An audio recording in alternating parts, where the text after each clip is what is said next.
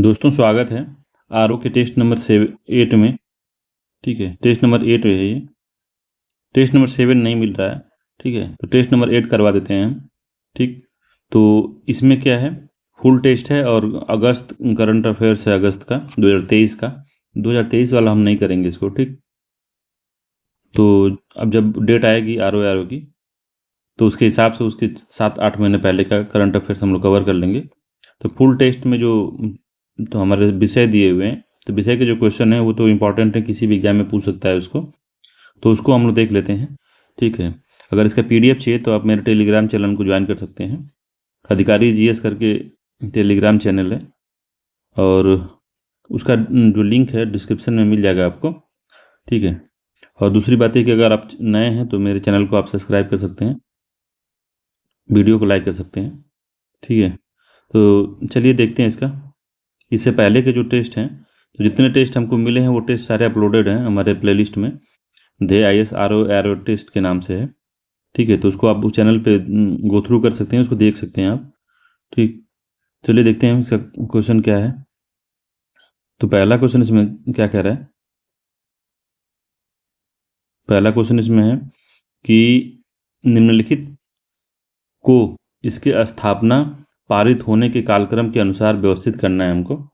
ठीक है, तो सबसे पहले है कि ग्रामीण अवस्थापना विकास कोष, तो रूरल इंफ्रास्ट्रक्चर डेवलपमेंट फंड जो है उसकी स्थापना कब हुई थी, बंधुआ मजदूरी रोक अधिनियम कब लगा था, आम आदमी बीमा योजना कब आई थी, और आश्रय बीमा योजना कब आई थी।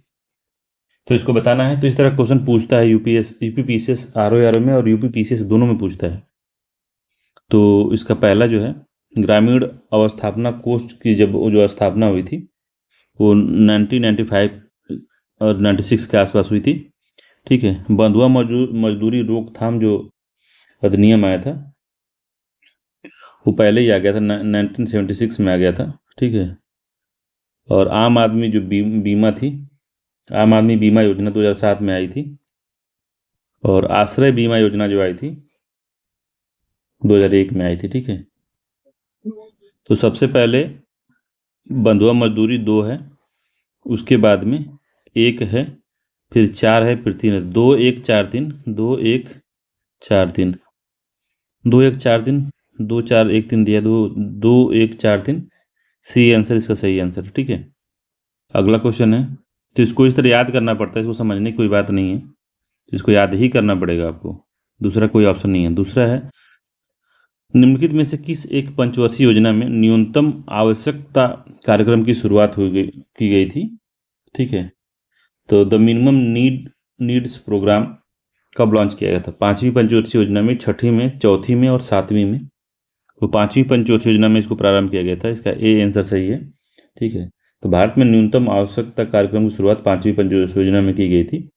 इसमें जो घटक थे, इसमें प्राथमिक शिक्षा पर ध्यान दिया गया था, ग्रामीण की जल आपूर्ति पर, ग्रामीण विद्युतीकरण, ग्रामीण चिकित्सा, ग्रामीण सड़कें, पौष्टिक भोजन, और भूमिहीन जो श्रमिक थे उनको मकानों के लिए जमीन, और गंदी वस्तुओं की उन्नति के विकास के लिए न्यूनतम आवश्यकता कार्यक्रम की शुरुआत की गई थी 5वीं पंचवर्षीय योजना में।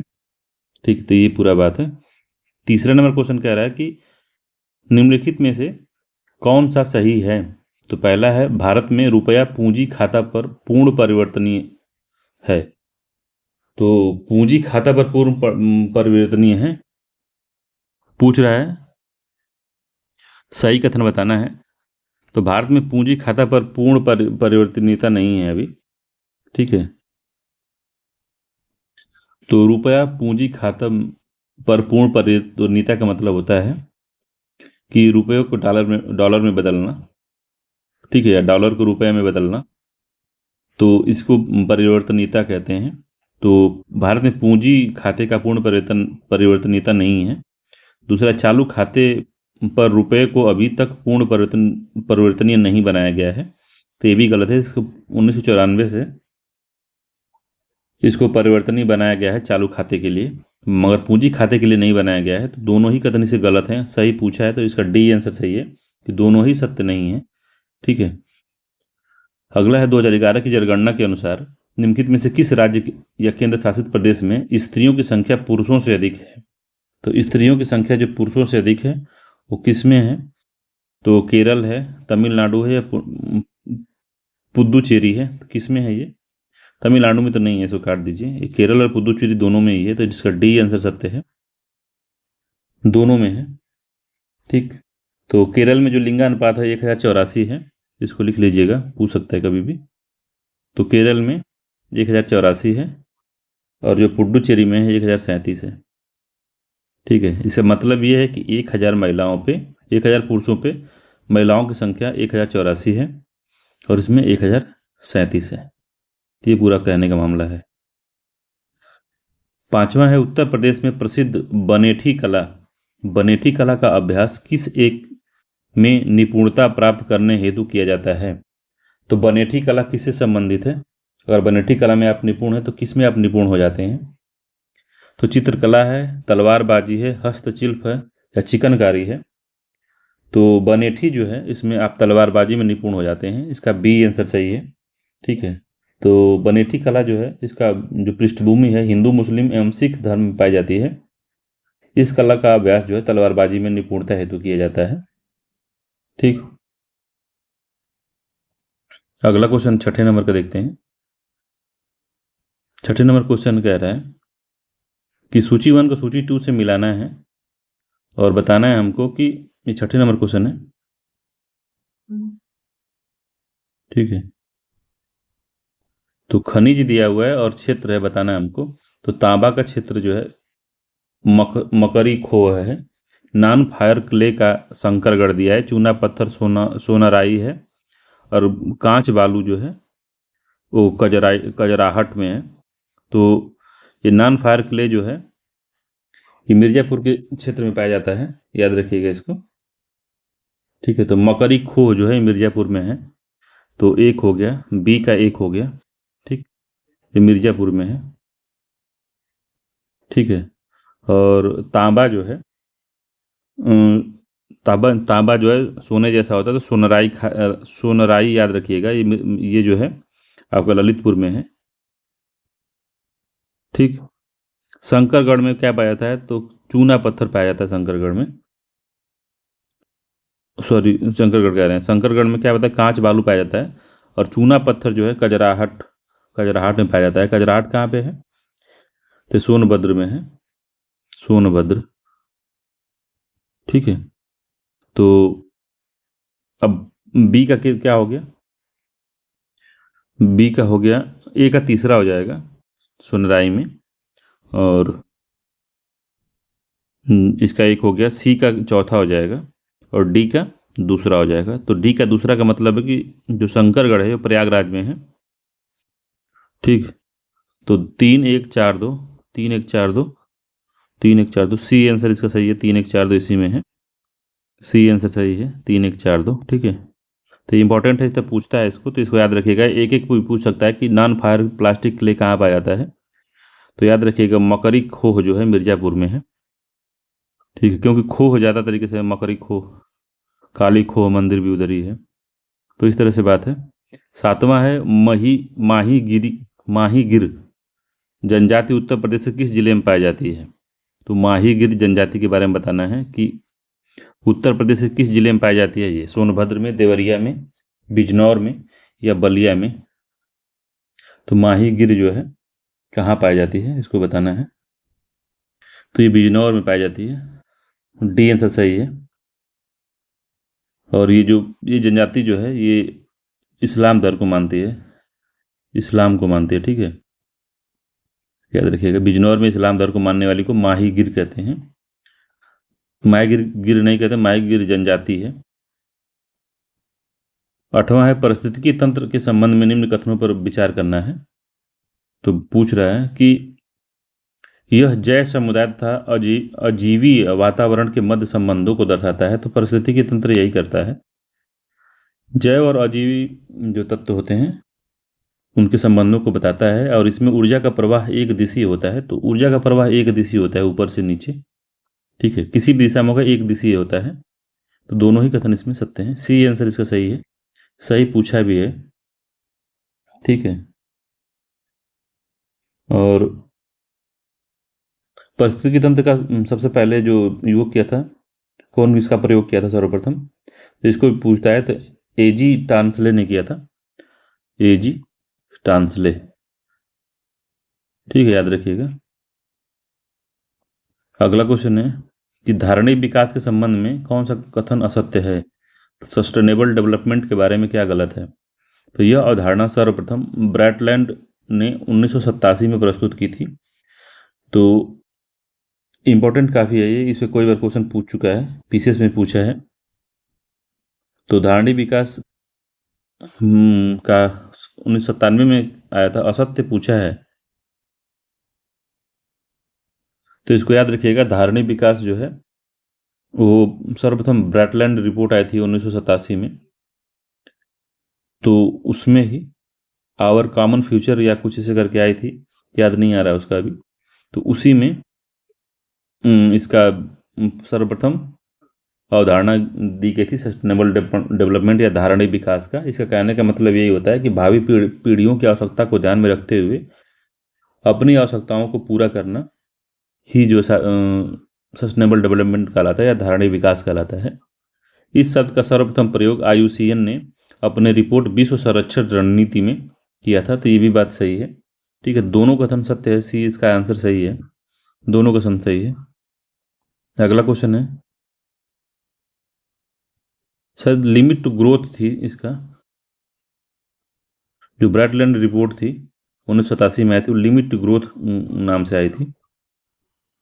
तो लिमिट टू ग्रोथ नहीं थी, उसका नाम ही जो पहला मैंने बताया था वही था, आवर कॉमन फ्यूचर। ठीक है, आवर कॉमन फ्यूचर था। लिमिट टू ग्रोथ इसके लिए इसकी नहीं थी, 1972 में वो आई थी। तो आवर कॉमन फ्यूचर ब्रैटलैंड जो रिपोर्ट कमीशन बना था उसने दिया था आवर कॉमन फ्यूचर। तो उसमें जो है धारणीय विकास का सर्वप्रथम यूज किया गया था। ठीक है, तो याद रखिएगा। अगला क्वेश्चन है, इसमें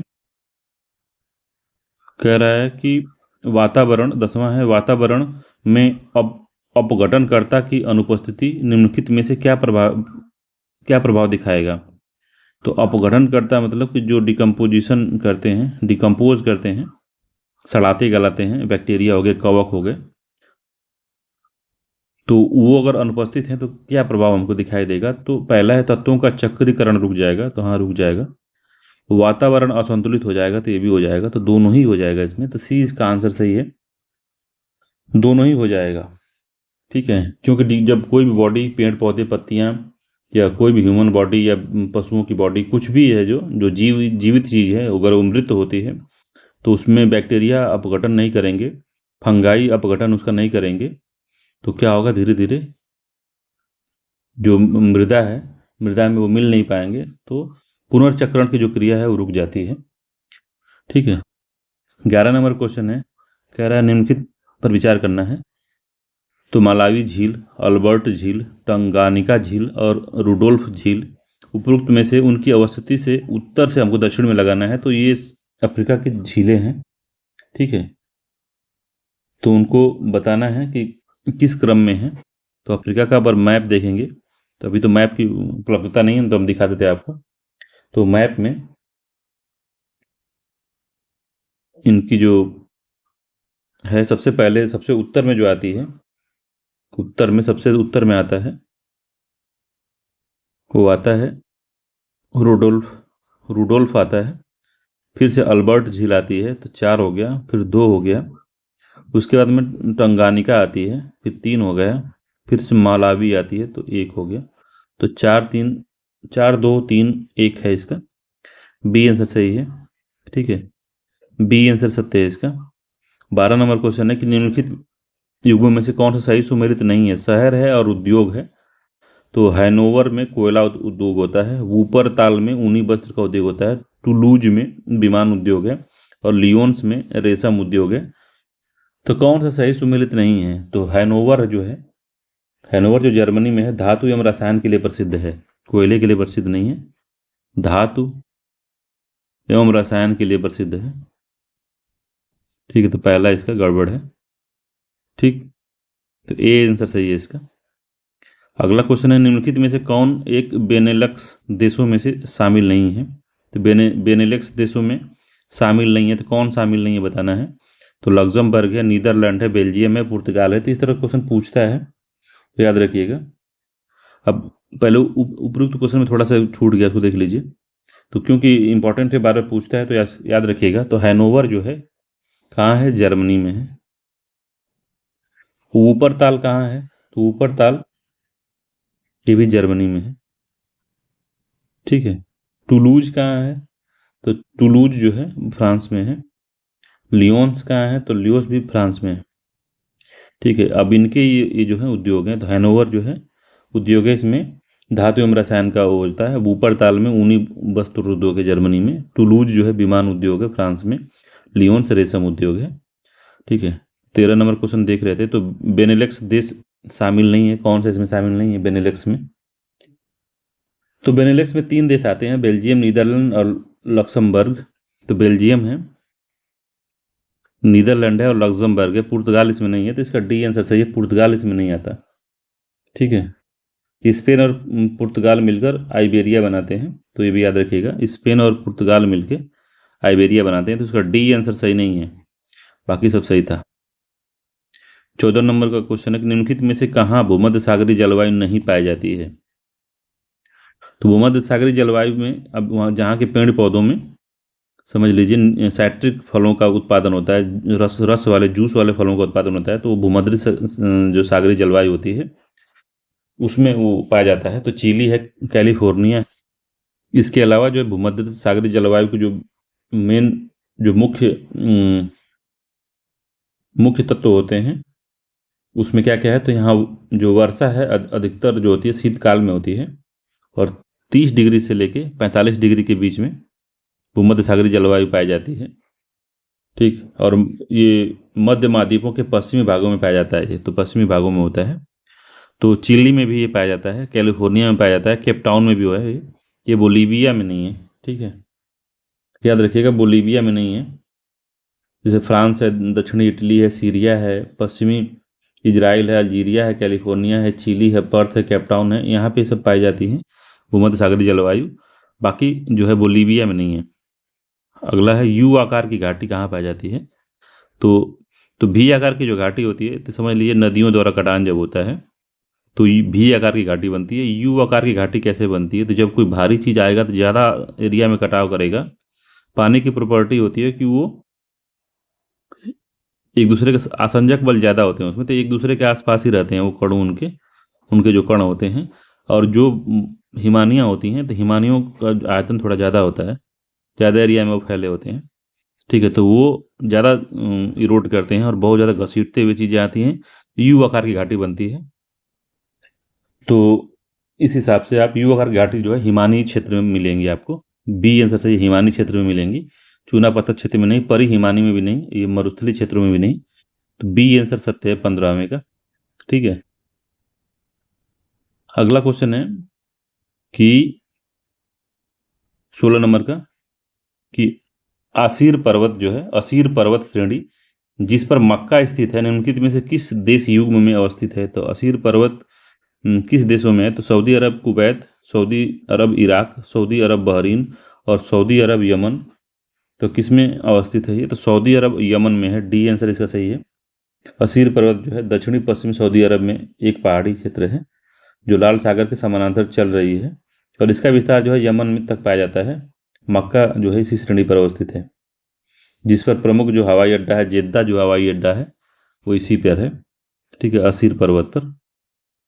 अगला है भी इंपॉर्टेंट है, 17 नंबर का क्वेश्चन है कि जिसमें जनजातियां हैं और उनके क्षेत्र को बताना है हमको, ठीक। तो 17 नंबर क्वेश्चन है, जनजाति है और क्षेत्र दिया हुआ है। तो बुशमैन के बारे में हमने बताया है कि बुशमैन कालाहारी में पाए जाते हैं, ठीक है। तो बुशमैन जो है कालाहारी, कई बार इसको हो चुका है। बंटू जो है, बंटू कांगो में पाए जाते हैं या उप सहारा में पाए जाते हैं? पिग्मी जो है कालाहारी में है कि उप सहारा में है कि कांगो बेसिन में है? इन दोनों में बताइए। तो बंटू उप सहारा में है, ठीक है, एक हो गया। पिग्मी जो है कांगो बेसिन में पाए जाते हैं, तो पिग्मी कांगो बेसिन में है, 2 हो गया। और मसाई जो है पूर्वी अफ्रीका में पाए जाते हैं, 4 हो गया। 3 1 2 4 इसका है, तो बी आंसर इसका सही है, 3 1 2 4। इनको याद रखिएगा, एक आध फंसी जाएगा किसी भी एग्जाम में, आर ओ और और यूपी पीसीएस किसी एग्जाम में पूछ देता है, तो इसको थोड़ा लिख के याद कर लीजिएगा, कई बार इसको जब रट जाएंगे तो कहीं ना कहीं याद आ जाएगा। ठीक, अगला है साइट्स। साइट्स के बारे में आपने पढ़ा होगा, ठीक है। तो साइट्स के बारे में आप कई बार अगर तैयारी किए हैं तो CITES conservation on international trade in endangered species, तो इसका फुल फॉर्म होता है। तो इसे सत्य कथन को बताना है, तो यह विश्व का सबसे बड़ा वन्य जीव संरक्षण समझौता है। तो पहला ठीक है, सबसे बड़ा वन्य जीव संरक्षण समझौता है, सही सत्य कथन चुनना, तो पहला ही सही सत्य है इसका। दूसरा है, इसे 1986 में लागू किया गया था, तो 1986 में नहीं, इसको 1975 में लागू किया गया था, ठीक है। 1975 में लागू किया गया था, दूसरा इसका गलत हो गया। तीसरा, यह विश्व में पाए जाने वाले जीवों तथा उनके अंगों के अवैध व्यापार पर नजर रखता है, तो तीसरा भी ठीक है। तो 1-3 इसका सही है, सी आंसर सत्य है इसका, ठीक। अगला क्वेश्चन 19 नंबर का है। अगला क्वेश्चन है 19 नंबर का, कह रहा है, तो पहला इसमें कजरी वर्षा ऋतु का लोकगीत है, तो ठीक है, कजरी जो है वर्षा ऋतु में गाया जाता है। दूसरा, इसकी उत्पत्ति अवध क्षेत्र में मानी जाती है, तो इसका जो उत्पत्ति अवध क्षेत्र में न कि मिर्जापुर क्षेत्र में है, ठीक है, मिर्जापुर में है, ठीक। तो ये दूसरा गलत है, केवल एक सही है इसका।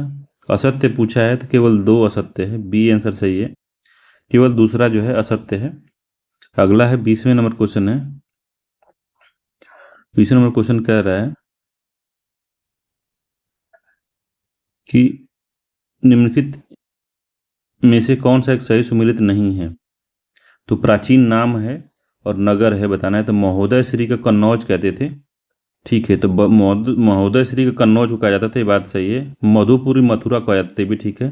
कान्हापुर को कानपुर कहा जाता था, तो ये भी ठीक है। बलवंत नगर को बुलंदशहर नहीं कहा जाता था, बलवंत जो नगर था वो झांसी को कहा जाता था, झांसी को, ठीक है। तो इसका डी वाला सही सुमेलित नहीं था, बाकी सब सही सुमेलित था। 21 नंबर क्वेश्चन कह रहा है कि निम्नलिखित में से कौन सा उत्तर प्रदेश सरकार की पर्यटन विकास से संबंधित योजना है। तो पर्यटन को विकास के लिए कौन सा जो योजना चलाई गई है, तो पेइंग गेस्ट योजना, ये ठीक है। Incredible India bed and breakfast योजना, तो ये भी है, बेड एंड ब्रेकफास्ट योजना, ये भी जो है हमारे पर्यटन को बढ़ावा देने के लिए, टूरिज्म को बढ़ावा देने के लिए योजना प्रारंभ की गई है। सी है डिस्कवर योग रूट्स योजना, तो ये भी जो है पर्यटन को बढ़ावा देने के लिए है। तो सभी उपरोक्त तो सभी जो है बढ़ावा देने के लिए है, तो डी आंसर सही है इसका। 22 है, निम्नलिखित में से किस एक जनजाति के लोग स्वयं को सूर्यवंशी मानते हैं। तो सूर्यवंशी कौन मानते हैं अपने आप को। थारू है, खरवार है, बुक्सा है, जौनसारी है। तो उत्तर प्रदेश की जो खरवार जनजाति है, इस अपने आप को सूर्यवंशी मानती है, तो बी आंसर सही है, खरवार जो है। और खरवार जो है मिर्जापुर में, सोनभद्र, देवरिया, बलिया, गाजीपुर जिले में पाई जाती है, और ये अपने आप को सूर्यवंशी मानते हैं। और मुख्यतः जो हिंदू रीति रिवाज का पालन करते हैं ये लोग, और गतिविधियों में कृषि, पशुपालन और शिकार करते हैं ये लोग। अगला है, उत्तर प्रदेश में ऑपरेशन ग्रीन योजना का शुभारंभ कब किया गया था। तो ऑपरेशन ग्रीन योजना कब उत्तर प्रदेश में लागू की गई थी बताना है। तो 1995 में, 2001 में, 2005 में या 2003 में। 2001 में प्रारंभ की गई थी, इसका बी आंसर सही है। 24 नंबर क्वेश्चन है कि भारत की संचित निधि से कोई व्यय करने हेतु संसद पारित करती है। तो संविधान संशोधन विधेयक, लेखा अनुदान विधेयक, बजट विधेयक या विनियोग विधेयक। तो आपको पता होना चाहिए कि भारत की संचित निधि से, इसके बारे में जो भारत की संचित निधि के बारे में जो है अनुच्छेद 266 में बताया गया है, 266 में, ठीक है, इसी में बताया गया है। और संसद की अनुमति लेना, इस पर व्यय करना है तो संसद की अनुमति आवश्यक है, उसके लिए विनियोग विधेयक पारित किया जाता है। डी आंसर सही है, विनियोग विधेयक, ठीक है। 25वां है कि वित्तीय आपात के संबंध में निम्नलिखित कथनों में से कौन सा असत्य है बताना है। तो पहला है, संविधान के अनुच्छेद 360 में इससे संबंधित प्रावधान किया गया है, तो पहला ठीक है इसका, ठीक है। दूसरा, राष्ट्रपति, दूसरा बी इसका है कि राष्ट्रपति केंद्रीय मंत्रिमंडल की सलाह पर वित्तीय आपात की घोषणा कर सकते हैं, तो ये भी ठीक है। सी है, इसके लिए मंत्रिमंडल की लिखित सलाह आवश्यक है, तो लिखित सलाह आवश्यक नहीं है, ठीक है। तो इसमें जो है इसकी घोषणा राष्ट्रपति केंद्रीय मंत्रिमंडल की सलाह पर ही कर सकते हैं। इसमें लिखित सलाह आवश्यक नहीं है, तो सी वाला गलत हो गया, तो यही गलत है, इसका सी आंसर सही है। डी है संसद की अनुमति के बिना यह 2 माह तक परिवर्तन में रहती है, तो ये भी ठीक है। ठीक है, तो 25 नंबर क्वेश्चन था ये। अगला क्वेश्चन 26 नंबर का है। वो कह रहा है कि निम्नलिखित में से क्या असत्य है। क्या सत्य है बताना, असत्य नहीं सत्य बताना है। तो पहला है इसमें कि संविधान के अनुच्छेद 143 के तहत उच्चतम न्यायालय द्वारा राष्ट्रपति को परामर्श दे सकता है। तो 143 में जो है ये प्रावधान किया गया है। ठीक है, तो पहला सही है, दे सकता है। यह परामर्श उच्चतम न्यायालय स्वप्रेरणा से भी दे सकता है, तो स्वप्रेरणा से नहीं दे सकता, राष्ट्रपति को परामर्श मांगना पड़ता है, स्वप्रेरणा से नहीं दे सकता ये। ठीक है, अगला है राष्ट्रपति इस परामर्श को मानने के लिए बाध्य नहीं है, तो ठीक है, ये भी इस बात सही है, बाध्य नहीं है। तो 1-3 इसका सही आंसर है, दूसरा वाला गलत था, तो 1-3 सही है, सी आंसर इसका सही है। इंपॉर्टेंट क्वेश्चन है, याद रखिएगा इसको। अगला क्वेश्चन है कि संविधान के किस अनुच्छेद के अंतर्गत संपूर्ण भारतीय राज्य क्षेत्र में व्यापार वाणिज्य और समागम की स्वतंत्रता को सुनिश्चित करने का प्रावधान किया गया है। तो ये भी बढ़िया क्वेश्चन है, तो किस में किया गया है। तो 275 दिया है, 301 है, 302 है, 297 है। तो इसमें जो है 301 में यह प्रावधान किया गया है कि व्यापार वाणिज्य और समागम की स्वतंत्रता का उल्लेख 301 करता है। इसके अनुसार जो है कि भारतीय राज्य क्षेत्र में सर्वत्र व्यापार आप कर सकते हैं, वाणिज्य कर सकते हैं, समागम कर सकते हैं आबाद तरीके से। ठीक है, अब प्रत्येक व्यक्ति को अपने राज्य की सीमाओं के भीतर और एक राज्य से दूसरे राज्य में समागम करने, व्यापार करने और वाणिज्य करने, वस्तुओं के लेन देन की स्वतंत्रता है, इसमें कोई रोक नहीं लगा सकता। ठीक है, तो ये सब 301 में कहा गया है। 28 नंबर क्वेश्चन है कि सूची 1 को सूची 2 से मिलाना है और कूट से बताना है कि कब किसकी स्थापना की गई थी। तो इसके बारे में हम लोग देखे हैं, तो और उसके आगे भी है, तो इससे पिछले पेपर में भी हमने देखा था। All India Trinamool Congress, all India जो तृणमूल कांग्रेस है, जिसे कि AIDMK कहते हैं, AIDMK इसको कहते हैं, इसका जो गठन है 1998 में हुआ था, तो बिल्कुल सत्य है। और all India Trinamool Congress AIDMK नहीं है भाई, क्या आप बता रहे हैं।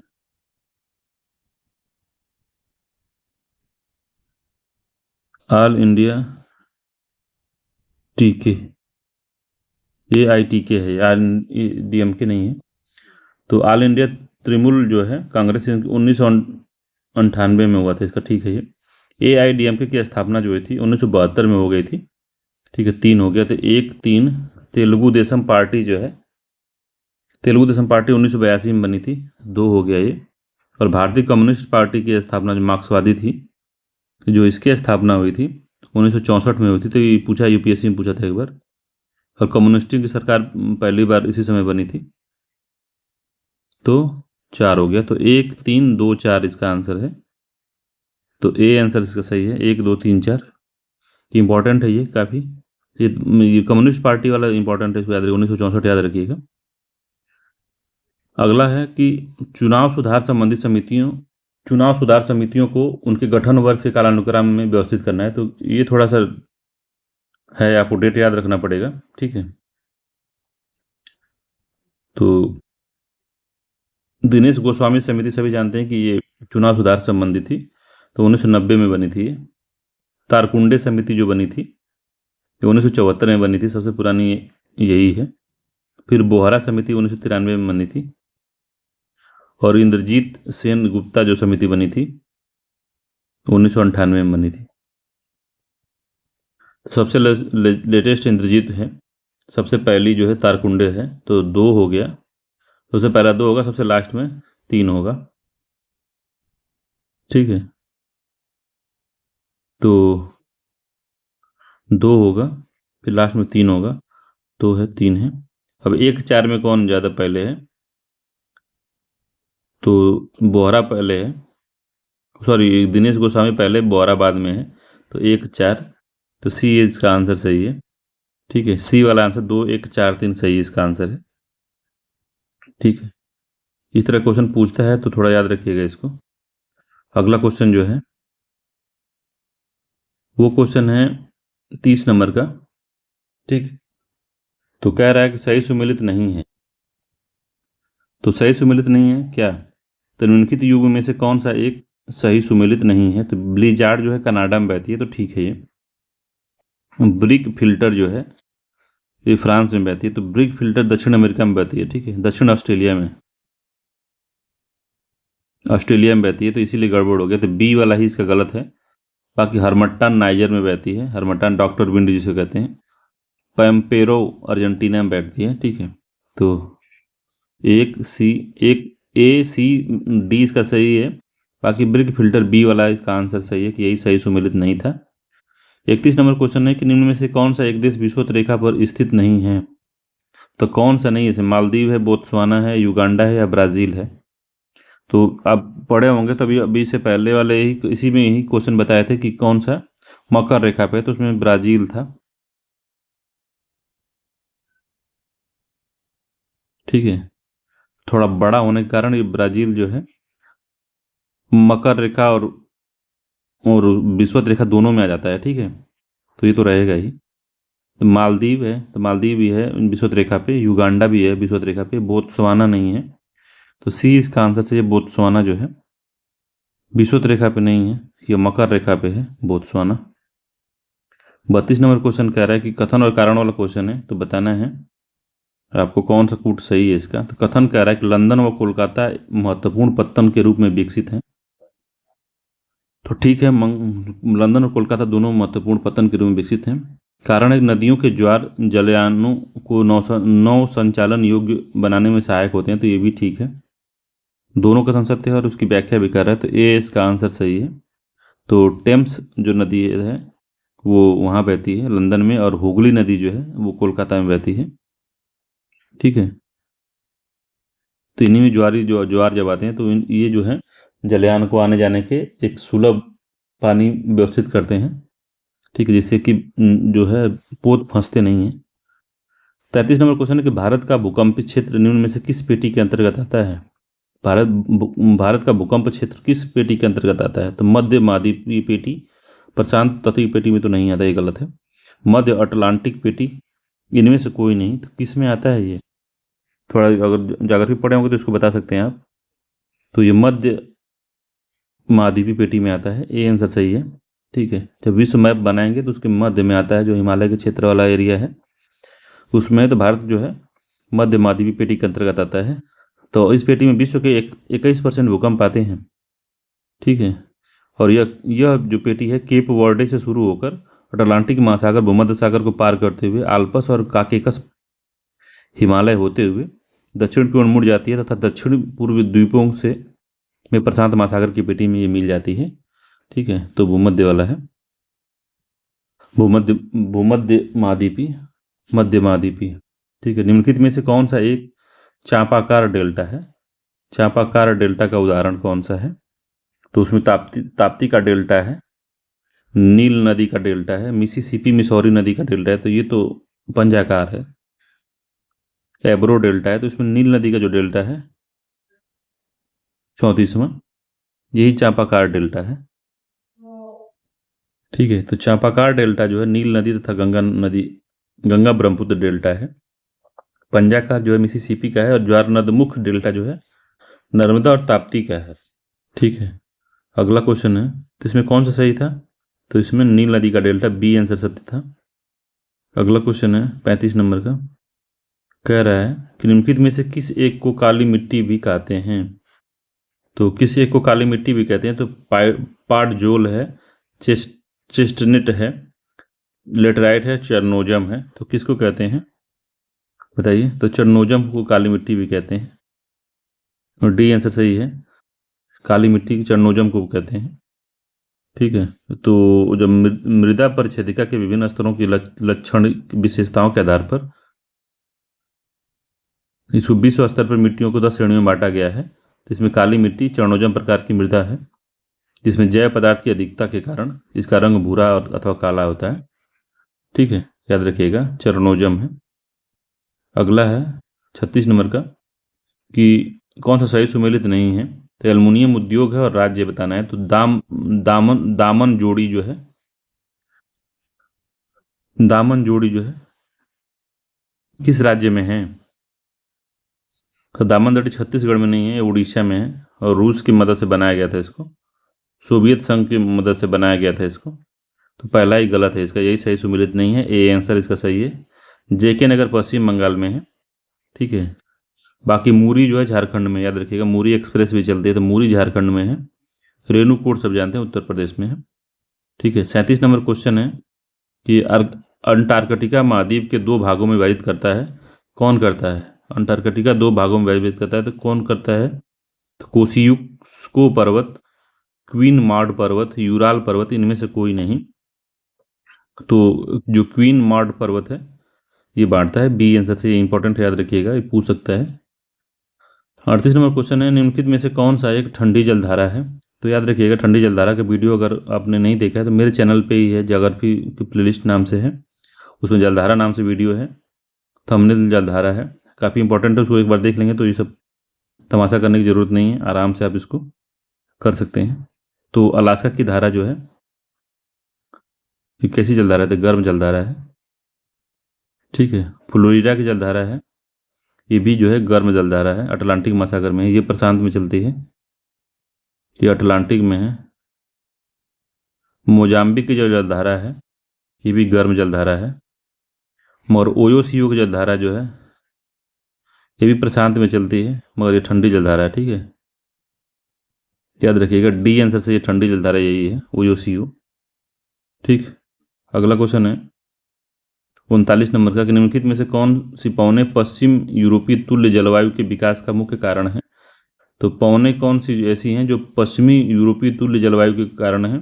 व्यापारिक पवन, ध्रुवीय पवन, पछुआ पवन, मानसूनी पवन। तो ये पछुआ पवने हैं, सी आंसर से, ये पछुआ पवने इसका कारण है। ठीक है, तो पछुआ पवने का जो एरिया है वो 40 डिग्री से 65 डिग्री के बीच में है, याद रखिएगा। तो इसी में चालीसा साठा, जो चिकती साठा वाठा जो चलती हैं हवाएं, इसी में चलती हैं। ठीक है, तो इसी में जो है पश्चिमी यूरोपीय तुल्य जो जलवायु है, जहाँ पे पश्चिमी तटियों पे वर्षा होती है। ठीक है, तो वो इम्पोर्टेंट है। तो सी आंसर सही था। 40वां है कि भारत में सर्वाधिक मोटी कोयले की परत निम्न में से किस कोयले क्षेत्र में पाई जाती है? तो सबसे अधिक मोटी जो परत है कोयले की किस क्षेत्र में पाई जाती है? तो झरिया कोयला क्षेत्र नहीं है, बोकारो है, सिंगरौली है, रानीगंज है। तो मोटी परत जो है सिंगरौली में पाई जाती है। ठीक है, सी आंसर सही, सिंगरौली में मोटी परत पाई जाती है, लगभग 165 मीटर के आसपास मोटी है। और सिंगरौली जो है एमपी और यूपी के मध्य में ये भूमि बटी हुई है। ठीक है, यहाँ तक विस्तृत है ये। अगला क्वेश्चन है 41 नंबर का,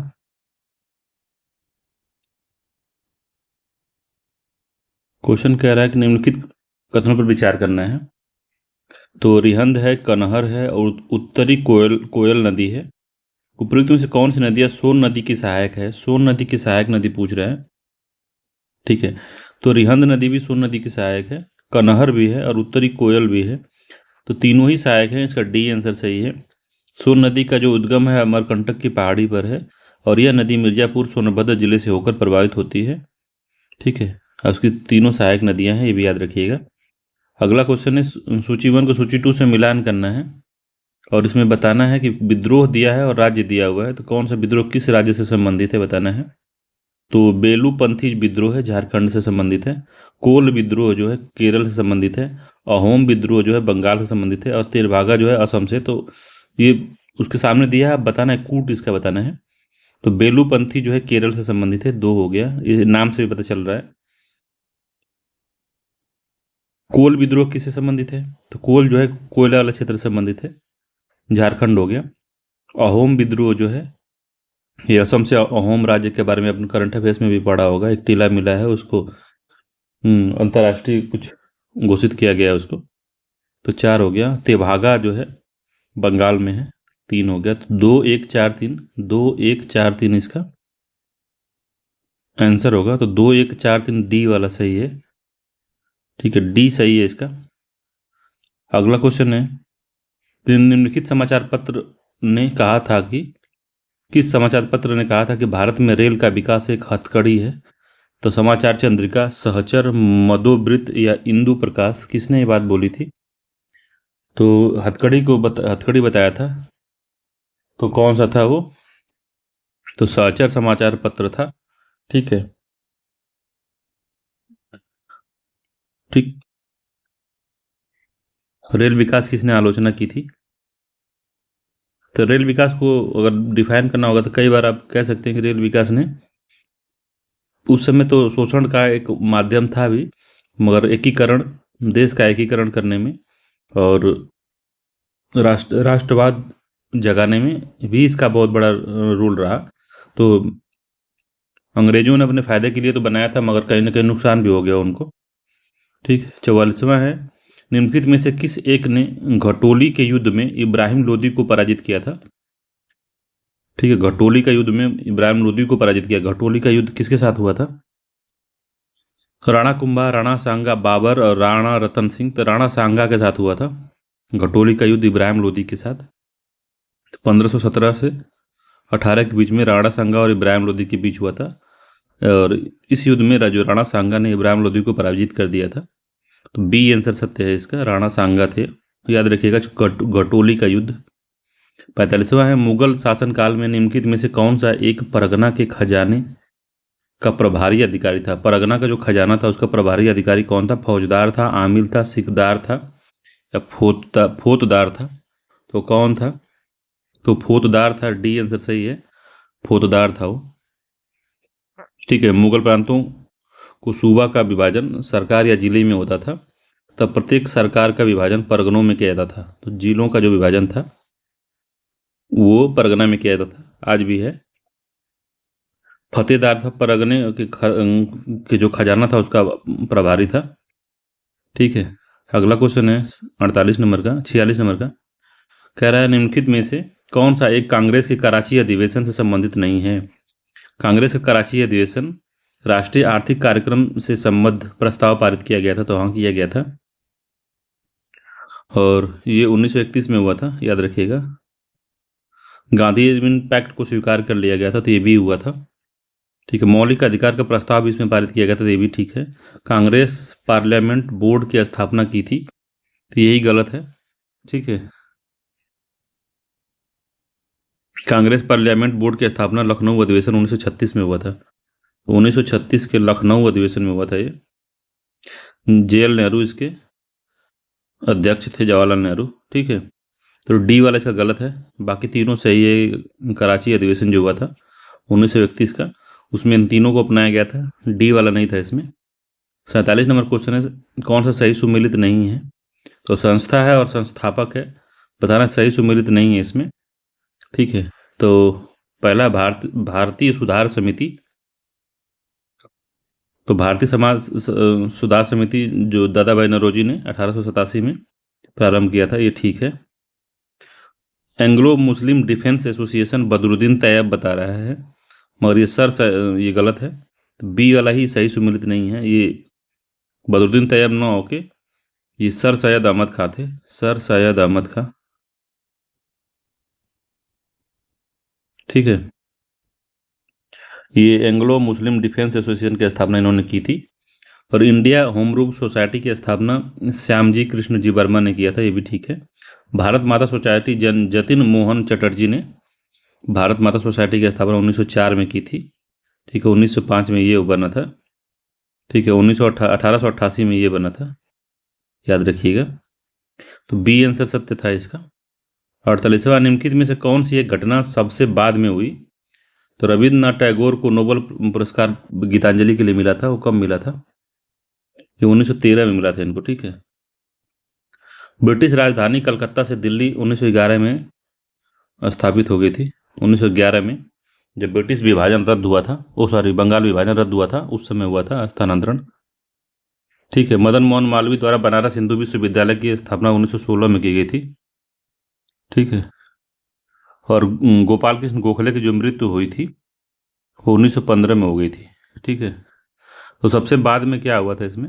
सबसे बाद में मदन मोहन मालवीय ने स्थापना की थी, किसकी? BHU की स्थापना की थी। सी इसका आंसर सही है। तो सबको हमने लिख दिया, इसको एक बार देख लीजिएगा, इंपॉर्टेंट क्वेश्चन था ये। 49 नंबर क्वेश्चन है, कालानुक्रम के हिसाब से व्यवस्थित करना है। तो मुस्लिम लीग के गठन पूछ रहा है, कानपुर षड्यंत्र पूछ रहा है, सूरत विभाजन पूछ रहा है, और रैले कमीशन पूछ रहा है। ठीक है, तो मुस्लिम लीग की जो स्थापना थी 1906 में हो गई थी। कानपुर षड्यंत्र जो हुआ था 1924 में हुआ था। सूरत विभाजन जो हुआ था 1907 में हुआ था।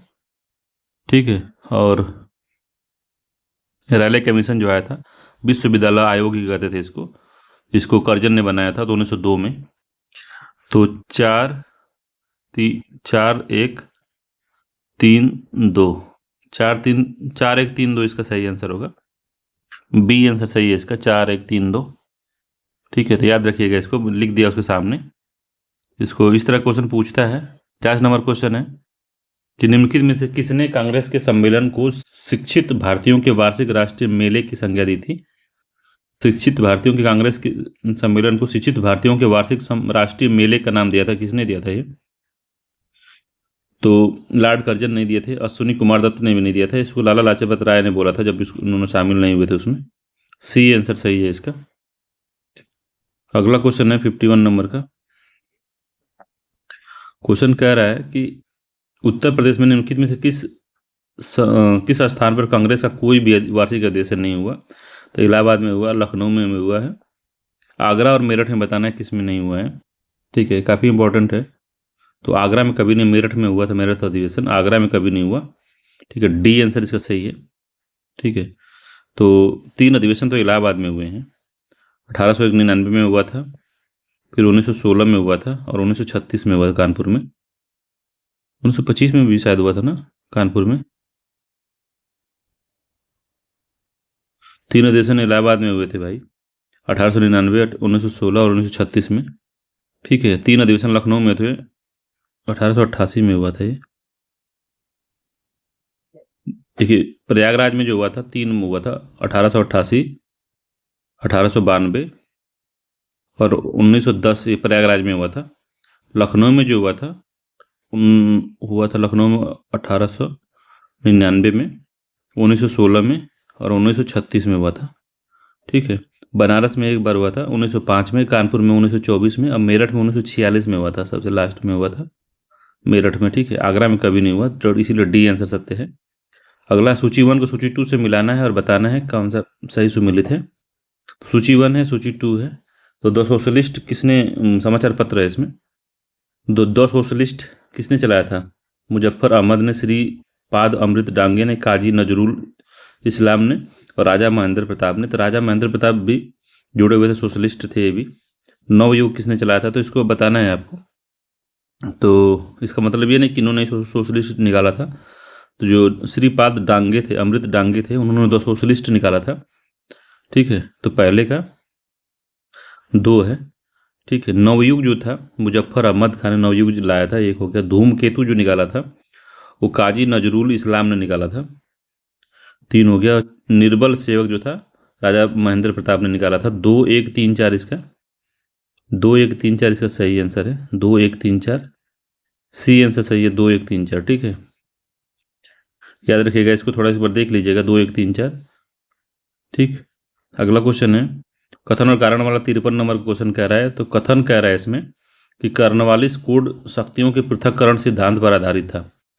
तो लॉर्ड कॉर्नवालिस जब आया तो उसने शक्तियों का डिसेंट्रलाइजेशन करना शुरू किया, ये बात बिल्कुल सही है। जो डीएम थे उस समय उनके पास बहुत ज़्यादा पावर थी, तो उनको उसने कम किया। अगला कारण क्या? जिला कलेक्टर की न्यायिक और फौजदारी शक्तियों में और वृद्धि की कर दी गई, तो और वृद्धि नहीं कटौती की गई थी, दूसरा गलत है। ए सही है परंतु आर गलत है, सी इसका आंसर सही है। ठीक है, 54 है, निम्नलिखित में से किस वायसराय या गवर्नर जनरल ने तिब्बत के गुरु दलाई लामा पर रूस की ओर झुकाव का आरोप लगाकर तिब्बत में हस्तक्षेप किया था? तो गुरु दलाई लामा को रूस की ओर झुकाव का लगा के तिब्बत में हस्तक्षेप किया था, वो कौन था?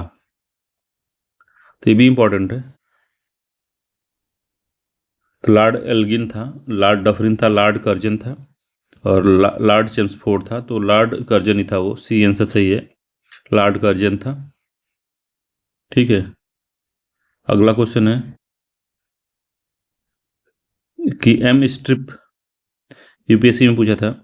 एम स्ट्रिप जो है संबंध में उसमें करंट अफेयर्स था, क्या सत्य है? तो यह बाघों की निगरानी करने के लिए बनाया गया था, सी इसका आंसर सही है। तो यम स्ट्रिप क्या है कि जो बाघ होते हैं उनके गले में इसको बांध दिया जाता है और उसके मूवमेंट को परखा जाता है, किधर कहाँ घूम रहा है, कैसे क्या है। तो इससे जनगणना करने में भी आसानी होती है, वो कहाँ का किस एरिया में जाता है ये भी पता चलता है। ठीक है, उसके नीच कितना दूर है पता चलता है। 56 नंबर क्वेश्चन है कि सारे अनुभव हमें यही बतलाते हैं कि जब एक विजेता जाति दूसरी जाति पर शासन करती है तो एक निरंकुश सरकार ही शासन का सबसे नरम रूप हो सकता है। भारत के संदर्भ में उपरोक्त कथन किसका है? तो यह बात किसने बोली थी, किसने कहा था यह बात? लॉर्ड एटली ने, चार्ल्स वुड ने, जॉन सुलिवन ने, कॉर्नवालिस ने। तो किसने कहा था ये? तो चार्ल्स वुड ने कहा था। ये बी आंसर सही है। ठीक है, इन्होंने ही वुड डिस्पैच नाम से भारत की शिक्षा के लिए एक होलिस्टिक योजना बनाई थी, ये काफ़ी बढ़िया थी वो। ठीक है, तो ये वही चार्ल्स वुड थे। अगला क्वेश्चन है, निम्नलिखित कथनों पर विचार करना है। 57 नंबर क्वेश्चन है कि पहला है आगरा का किला का निर्माण जहांगीर ने करवाया, तो ये गलत है, अकबर ने करवाया था। ठीक है, काशी का सर्वप्रथम उल्लेख अथर्ववेद में मिलता है, तो ये बात बिल्कुल सही है। काशी का सर्वप्रथम उल्लेख जो है अथर्ववेद में मिलता है। दूसरा सत्य है, सत्य पूछा है हमको तो केवल 2 सत्य है, बी आंसर सही है इसका, केवल 2 सत्य है, पहला गलत है, अकबर ने बनवाया था उसको। अगला है, निम्नलिखित में से किस एक शासक का वैष्णव उपनाम नागरीदास था जिसका कृष्ण की प्रशंसा में छंद लिखे? तो नागरीदास किसका नाम था? वैष्णव उपनाम था। तो राजा जसवंत थे, राजा छत्रपाल थे, राजा हरि सिंह थे या राजा कुशल सिंह थे? वो कौन थे?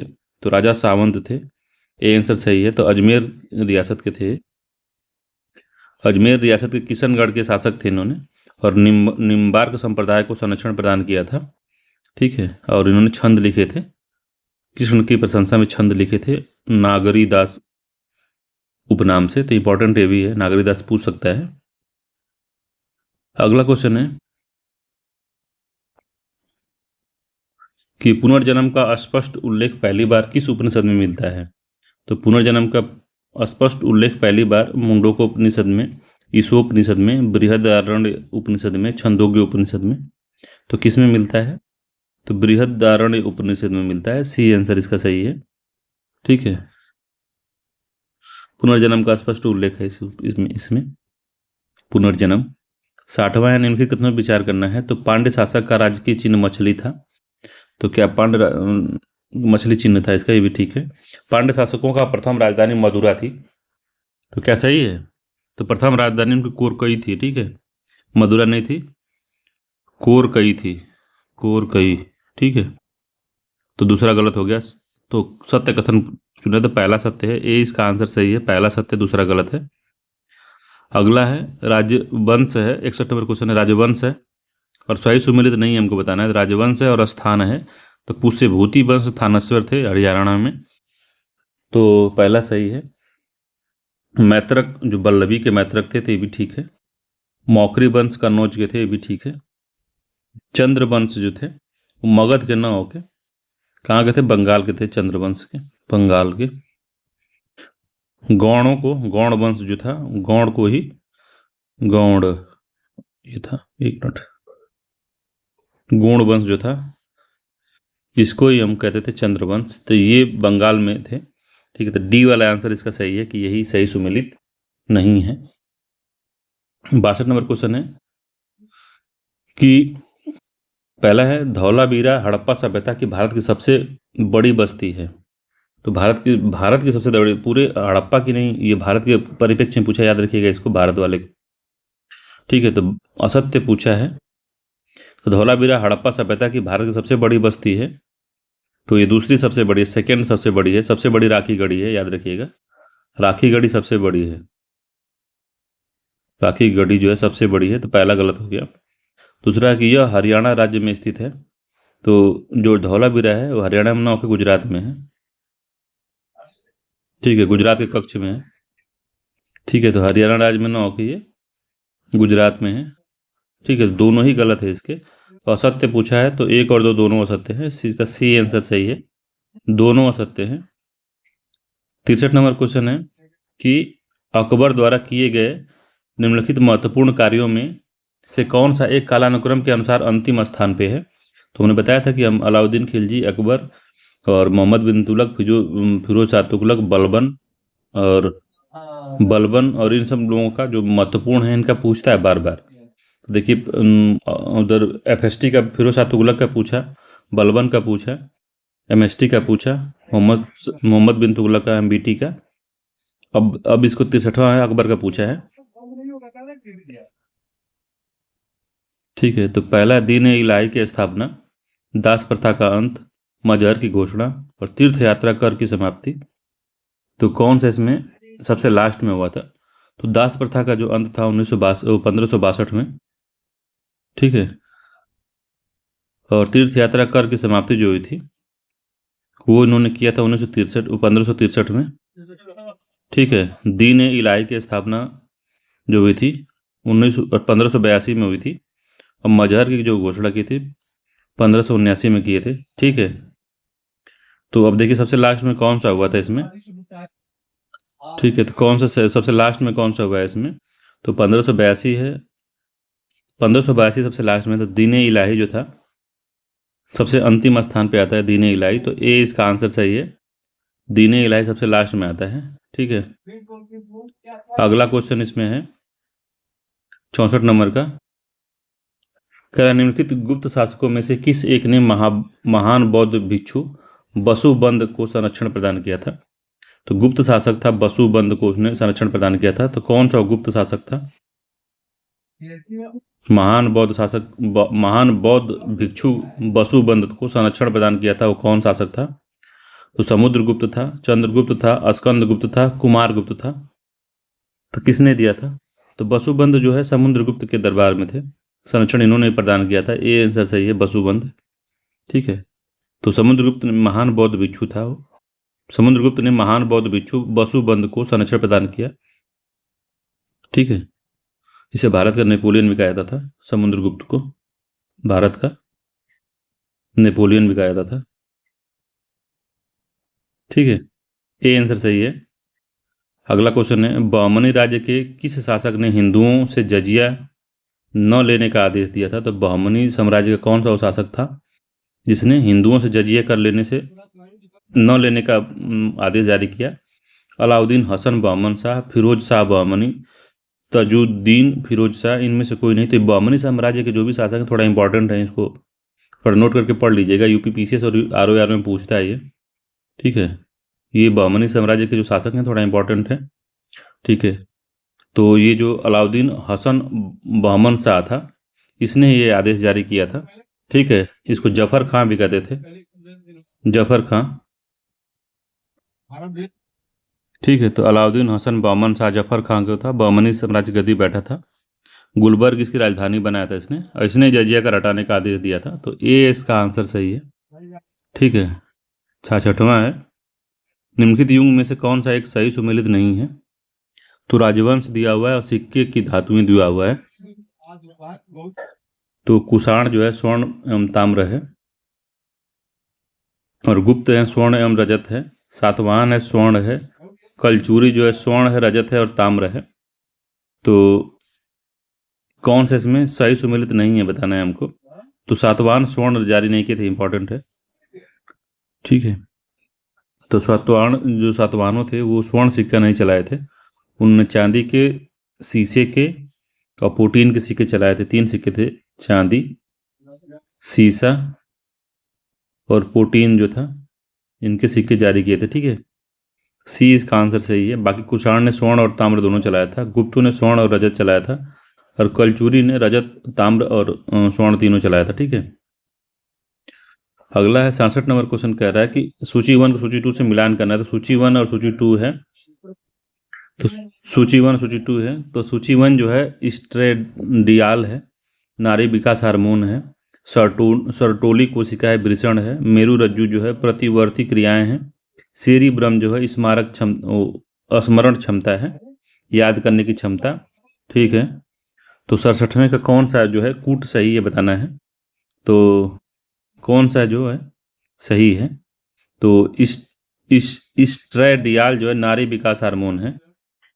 ठीक है, स्ट्रेडियाल जो नारी विकास हार्मोन है, पहला ठीक है। सर्टोली कोशिका जो है वृषण है, ये भी ठीक है, वृषण में पाई जाती है। और मेरु रज्जु जो है प्रतिवर्ती क्रियाएं जो हैं मेरु रज्जु से नियंत्रित होती हैं। ठीक है। और जो सेरिब्रम जो है मस्तिष्क का सबसे बड़ा भाग होता है, तो और यह स्मरण क्षमता जो है, अच्छी क्रियाएं जो हैं उसको नियंत्रित करता है सेरिब्रम। तो ये सही है, इसका सभी सुमेलित हैं सही से। ठीक है। 68 नंबर क्वेश्चन है, निम्नलिखित में से कौन सा एक बहिर्ग्रंथि नहीं है? बहिर्स्रावी ग्रंथि नहीं है। तो बहिर्स्रावी मतलब होता है कि इसका जो है हार्मोन कहीं और रिलीज होता है और स्रावित कहीं और होती है। ठीक है। तो ये नलिका युक्त होती है, जिसे इसको पाइप द्वारा एक स्थान दूसरे स्थान तक पहुंचाया जाता है। लाल ग्रंथि है, दुग्ध ग्रंथि है, अशु ग्रंथि है, श्वेत ग्रंथि है, ये सब जो है नलिका युक्त ग्रंथियां होती हैं और उनको बाह्य स्रावी ग्रंथि कहते हैं। अंतःस्रावी ग्रंथि में नलिका विहीन होती हैं, जैसे पीयूष ग्रंथि है, थायराइड ग्रंथि है, पीनियल है, एडिनल है, थाइमस ग्रंथि है, ये लोग हैं। ठीक है। तो बहिर्ग्रंथि नहीं है बताना है, तो इसमें जो है स्वेद है, दुग्ध है और लार है, दोनों बहिर्स्रावी हैं। थाइमस जो है,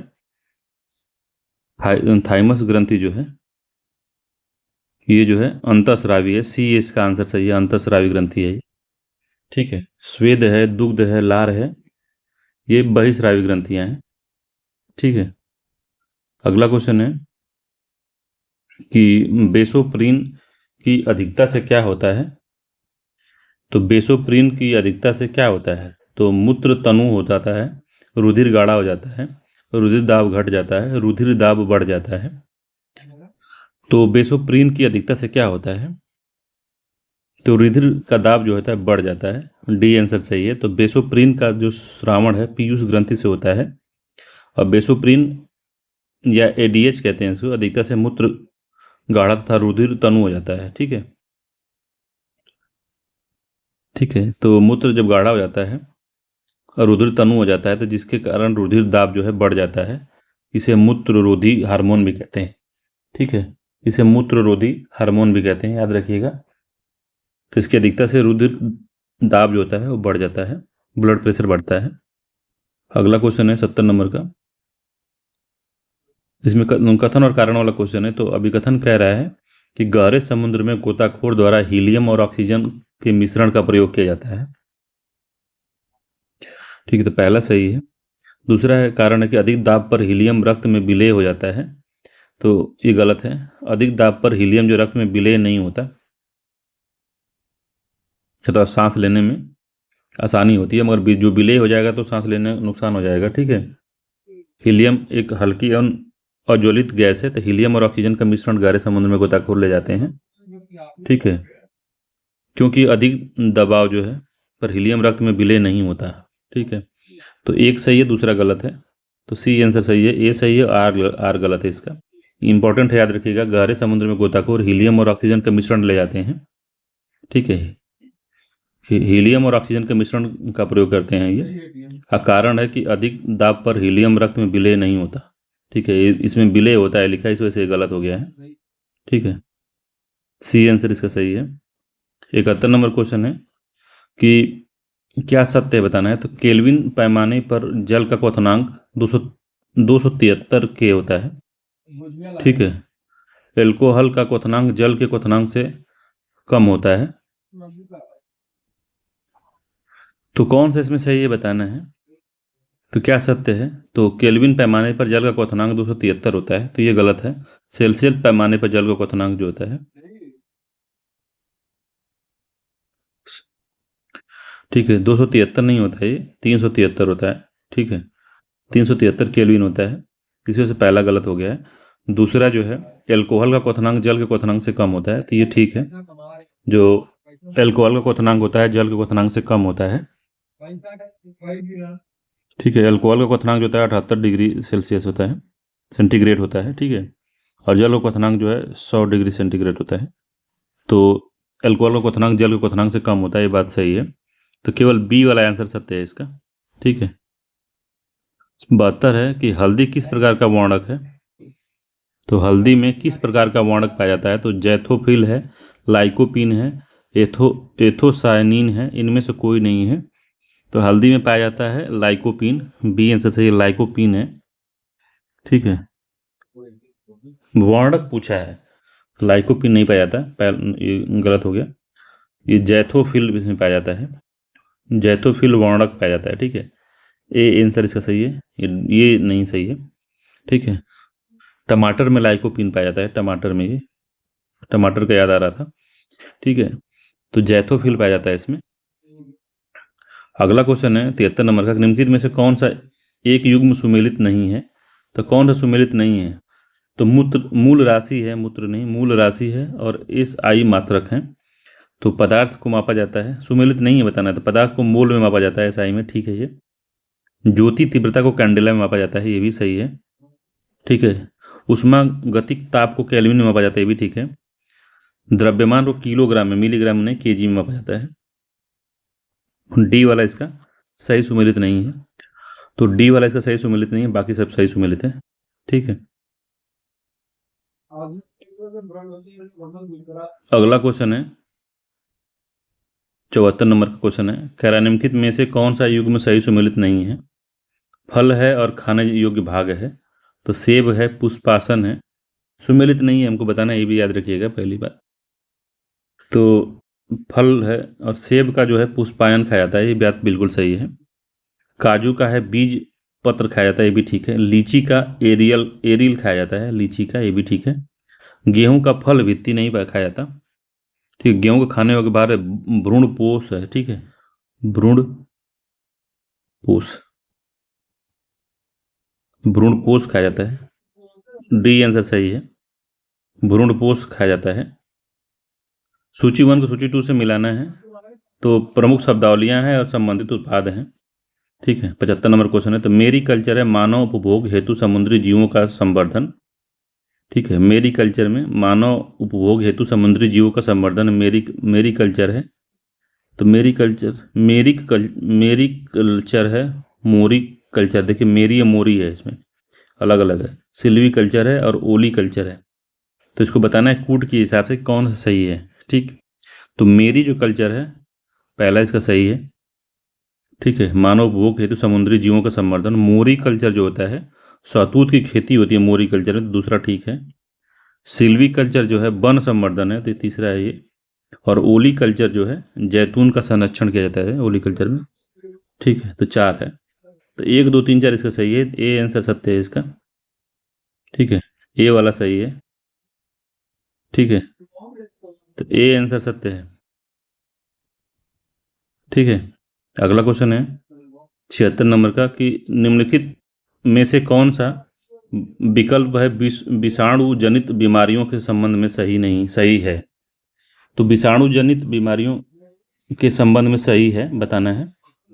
तो विषाणु जनित या वायरस से कौन सी होती है, कौन सी बीमारी वायरस से होती है, ये बताना है हमको। ठीक है, तो मम्स है, रेबीज है, हर्पीज है, तपेदिक है, हर्पीज है, रेबीज है, छोटी माता कैंसर है, तपोदिक है। कैंसर हो जाओ तो वायरस नहीं होते, गलत हो गया।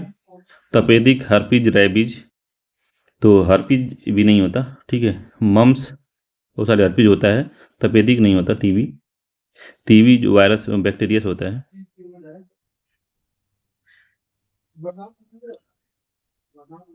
ठीक है, तो ए इसका आंसर सही है कि मम्स, रेबीज और हर्पीज जो है ये विषाणु जनित बीमारियां हैं। ठीक है, मम्स, रेबीज, हर्पीज। 77 है कि निम्नलिखित में से किस का प्रयोग न्यूट्रॉन मंदक के रूप में किया जाता है। न्यूट्रॉन को मंदक करने के लिए किया जाता है। भारी जल है, ग्रेफाइट है, बोरिलियम ऑक्साइड है, उपयुक्त में सभी है। तो न्यूट्रॉन मंदक के रूप में जो है उपयुक्त में सभी का यूज किया जाता है, भारी जल का भी, ग्रेफाइट का भी और बेरिलियम ऑक्साइड का भी उपयोग किया जाता है। ठीक है, श्रृंखला अभिक्रिया में विखंडन के पश्चात उत्पन्न होने वाले न्यूट्रॉनों की गति अधिकतम होती है। इस गति को कम करने के लिए मंदक का उपयोग किया जाता है। तो डी आंसर सही है इसका।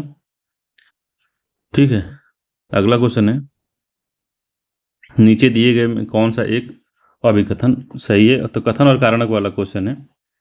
तो पहला कथन कह रहा है कि कवक अपना भोजन स्वयं नहीं बना पाते, तो ये बात ठीक है। कवक अपना भोजन स्वयं नहीं बना पाते हैं।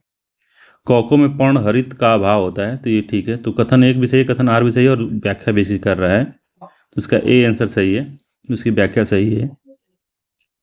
79 है कि उत्तर प्रदेश नगर निकाय के संबंध में निम्न कथनों पर विचार करना है। तो उत्तर प्रदेश नगर निकाय उनके संबंध में बताना है। तो पहला है, प्रत्येक प्रदेश में 3 प्रकार के नगर निकाय का गठन किया गया है, ठीक है। कौन से हैं? दूसरा, मेयर का निर्वाचन प्रत्यक्ष रूप से जनता द्वारा किया जाता है, तो ठीक है।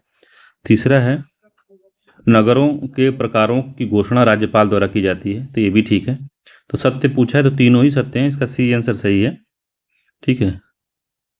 तो तीनों ही सत्य हैं इसके, ठीक। इंपॉर्टेंट है, याद रखिएगा, बढ़िया क्वेश्चन है। अगला क्वेश्चन है 80 नंबर का, कि भारतीय संविधान के अनुच्छेद 24 में किस वर्ष तक के बालकों को किसी कारखाने में काम करने से प्रतिबंधित करता है? तो 14 वर्ष से कम के, सी आंसर सही है। 14 वर्ष से कम के बच्चों को हैजार्डस या केमिकल वाले कारखाने में काम करने से रोका जाता है, ठीक है। ये शोषण के विरुद्ध अधिकार है। तो कौन सा आर्टिकल है? आर्टिकल 24 में है। 81 नंबर का क्वेश्चन है, निम्नलिखित में से निम्नलिखित कथनों पर विचार करना है। तो वर्तमान में उत्तर प्रदेश में कुल 18 मंडल हैं, ठीक है, तो सही है। नवीन गठित मंडल 18वां जो है अलीगढ़ है, भी ठीक है। उत्तर प्रदेश में 6 आर्थिक संभाग में बांटा गया है। तो उत्तर प्रदेश को 4 आर्थिक संभागों में बांटा गया, याद रखिएगा, पश्चिमी, केंद्रीय, बुंदेलखंड और पूर्वी। पश्चिमी, केंद्रीय, बुंदेलखंड और पूर्वी, ठीक है। तो इसका कौन सा सही है? 1, 2 ही सत्य है, ए आंसर सही है इसका, ठीक। और 82 नंबर क्वेश्चन देख लेते हैं। 82 नंबर क्वेश्चन है कि भारतीय संविधान में राष्ट्रीय महत्व के स्मारक स्थानों और वस्तुओं के संरक्षण से संबंधित है। तो भारतीय संविधान में राष्ट्रीय महत्व के स्मारकों, स्थानों और वस्तुओं के संरक्षण संबंधित है किससे? तो डीपीएसपी है ये। तो कौन सा डीपीएसपी है ये? तो 49 में बताया गया है, ठीक है। 29 में नहीं, 46 में नहीं है, 48 को में भी नहीं है, ये बी आंसर सही है। अनुच्छेद 49 में ये बताया गया है, ठीक है। 29 में अल्पसंख्यक वर्गों के हितों का संरक्षण बताया गया है इसमें, ये तो फंडामेंटल राइट हो जाता है। आर्टिकल 46 में अनुसूचित जातियों, जनजातियों और दुर्बल वर्गों की शिक्षा और उसके हितों की अभिवृद्धि के लिए राज्य कार्य करेगा। और 48 को में जो है पर्यावरण संवर्धन के बारे में बात की गई है, संरक्षण के बारे में, ठीक है। तो बी आंसर सही था। 83 कथन और कारण वाला क्वेश्चन है। तो कथन कह रहा है कि आधारभूत ढांचे से तात्पर्य संविधान के ऐसे उपबंधों से है जो संविधान के मूल स्वरूप को निर्धारित करते हैं, ये बात सही है, ठीक है। पहला ठीक है, ठीक है। दूसरा है, मूल संविधान में आधारभूत ढांचे का स्पष्ट प्रावधान किया गया है, तो स्पष्ट प्रावधान नहीं किया गया है। केशवानंद भारती केस 1973 में, केशवानंद भारती 1973 में इसको लाया गया था, ठीक है। तो केशवानंद भारती से आया है, ये सुप्रीम कोर्ट द्वारा बनाया गया है, ये व्याख्या नहीं की गई इसकी। सी आंसर इसका सही है, ठीक है। पहला सही है, दूसरा गलत है, तो सी आंसर सत्य है इसका। अगला 84 नंबर का है कि निम्न में से किस अनुच्छेद के अंतर्गत संघ को हिंदी भाषा के विकास का एवं प्रसार के हेतु निर्देश दिया गया है? तो काफ़ी इंपॉर्टेंट क्वेश्चन है। अभी तमिलनाडु और सेंटर के बीच में हिंदी भाषा को लेकर विवाद चल रहा है, तो उसी बेस पे से क्वेश्चन पूछ सकता है इससे कि निम्नलिखित में से किस अनुच्छेद के अंतर्गत संघ को हिंदी भाषा के विकास एवं प्रसार हेतु निर्देश दिया गया है? तो कौन सा अनुच्छेद है इसमें? तो 351 है, 348 है, 340 है, 353 है। तो 351 में किया गया है, ए आंसर इसका सही है, तो याद रखिएगा। 351 के अंतर्गत हिंदी भाषा को विकास के लिए केंद्र सरकार निर्देश जारी कर सकता है। अनुच्छेद के अनुसार संघ सरकार का यह कर्तव्य होगा कि वह हिंदी भाषा के विकास के प्रसार के लिए प्रयास करेगा, ठीक है। 85 नंबर क्वेश्चन है कि संविधान का कौन सा भाग जर्मन के संविधान से प्रेरित है? तो जर्मनी के संविधान से कौन सा प्रेरित है? आर्टिकल 15 है, 16 है, 12 है और 18 है। तो कौन सा भाग है? तो आपातकाल वाला जो भाग है वही होगा इसमें। आर्टिकल 18 जो है वो भाग 18 जो है, इसमें 352 से लेके 360 के बीच में आपात का उपबंध किया गया है। डी आंसर इसका सही है, याद रखिएगा। 86 नंबर क्वेश्चन है, अधिकरण है और स्थापना वर्ष है, कौन सा सही सुमेलित नहीं है बताना है। तो प्रथम कृष्णा नदी जल विवाद कब बना था? तो प्रथम जो है कृष्णा नदी जल विवाद 1969 में बना था, ये बात ठीक है। द्वितीय जो बना था, सेकेंड वाला जो बना था 2004 में बना था, ठीक है, तो यही गलत है, 2004 में बना था। बाकी कावेरी जल विवाद जो है 1990 में, नर्मदा जल विवाद जो है 1969 में। तो 1969 में दो अधिकरण बने थे, नर्मदा जल विवाद अधिनियम, अधिनियम नहीं अधिकरण, और प्रथम कृष्णा नदी जल विवाद अधिकरण बना था, ठीक है। कावेरी उसके 1990 में बना है। द्वितीय कृष्णा नदी जल विवाद जो है 2004 में बना था, ठीक। अगला क्वेश्चन है कि उपराष्ट्रपति का पद रिक्त होने पर कितने निश्चित समय के भीतर चुनाव कराना का प्रावधान किया गया है? तो 6 माह है, 1 वर्ष 3 माह, इनमें से कोई निश्चित अवधि नहीं है। तो 6 माह किया गया कि निश्चित अवधि नहीं, इसमें है कि 1 वर्ष की 3 माह है। तो उपराष्ट्रपति के पद रिक्त होने की यथाशीघ्र चुनाव का प्रावधान किया गया है, ठीक है। 68(2) में ये बताया गया है, मगर समय डिसाइड नहीं किया गया कि कितने में किया जाएगा, ठीक है। तो डी आंसर इसका सही है, यथाशीघ्र का प्रावधान है, यथाशीघ्र। इंपॉर्टेंट क्वेश्चन है ये, यथाशीघ्र है, ठीक। 6 माह के इसमें मान्यता बाध्यता नहीं है। बढ़िया क्वेश्चन है ये, पूछ देगा तो गालमेल हो जाएगा अभी, तो याद रखिएगा, इसको इंपॉर्टेंट है। 88 है, राज्यपाल द्वारा राज्य में संवैधानिक आपातकाल के लिए राष्ट्रपति से सिफारिश करना उसके किस प्रकार की शक्ति के अंतर्गत आता है? तो राज्यपाल द्वारा राज्य में संवैधानिक आपातकाल के लिए राष्ट्रपति से सिफारिश करना उसके किस प्रकार की शक्ति के अंतर्गत आता है? कार्यकारी है, विधायिक है, न्यायिक है या वित्तीय है? किस में आता है बताइए? तो कार्यकारी में आता है, ए आंसर सही है। राज्यपाल द्वारा राज्य में संवैधानिक आपातकाल के लिए राष्ट्रपति की सिफारिश करना उसकी कार्यकारी शक्ति में आता है, ए आंसर सही है, इंपॉर्टेंट है ये भी क्वेश्चन बढ़िया बनाया है। 89 नंबर क्वेश्चन है कि निम्नलिखित में से कौन सी भारत और नेपाल की संयुक्त जल परियोजना है?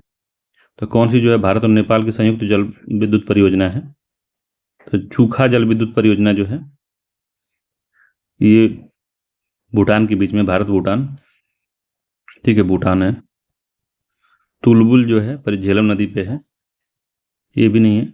टनकपुर जल परियोजना जो है ये महानदी पर है, महाकाली नदी पर, महाकाली, भारत और नेपाल के बीच में है, तो सी इसका आंसर सही है। टनकपुर जल परियोजना जो है महाकाली नदी पर है और भारत नेपाल के बीच में है, सी आंसर सही है, ठीक है। जनगणना 2011 के अनुसार उत्तर प्रदेश में 10 लाख से अधिक नगरीय आबादी वाले नगरों की जनसंख्या कितनी है? तो ये इंपॉर्टेंट भी है। 10 लाख से कितने आबादी वाले कितने हैं? 7 हैं, 12 हैं, 21 है, 9 है, तो 7 हैं, ये आंसर सही है। 10 लाख से अधिक 7 नगर हैं, कानपुर है, लखनऊ है, गाजियाबाद, आगरा, वाराणसी, मेरठ, प्रयागराज। कानपुर, लखनऊ, गाजियाबाद, आगरा, वाराणसी, मेरठ, प्रयागराज, ठीक है।